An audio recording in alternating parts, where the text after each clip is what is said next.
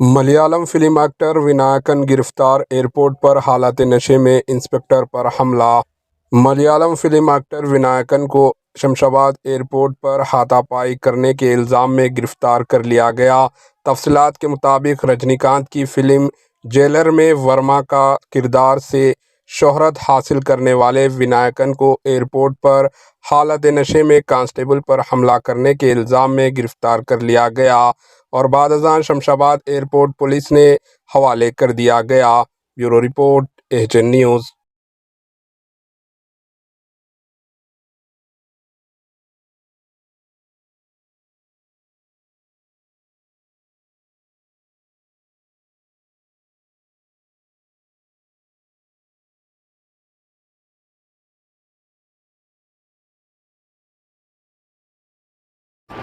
HN news को like करें, share करें और सब्सक्राइब करना ना भूलें।